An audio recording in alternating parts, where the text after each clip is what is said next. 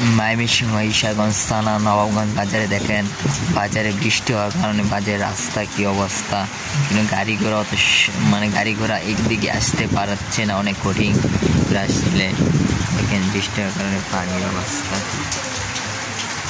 বৃষ্টি কিন্তু আজকে সারাদিন বৃষ্টি, সকাল থেকে প্রচুর বৃষ্টি হওয়ার কারণে মানুষের অনেক অসুবিধা হচ্ছে, অনেক ঝামেলা হচ্ছে।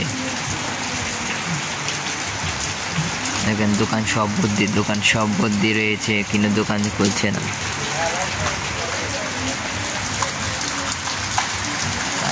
এদিকে একটু বৃষ্টি পানি কম, যে এই গাড়িটি দেখতে পাচ্ছেন, এই গাড়িটি বৃষ্টির কারণে গাড়িটি রাস্তা পার হচ্ছে না।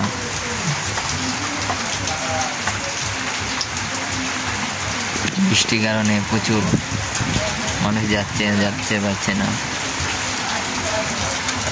সকাল থেকে সারাদিনে বৃষ্টি, এই জন্য চ্যানেলটি সাবস্ক্রাইব করে পাশে থাকা বেল আইকনটি বাজিয়ে দিন।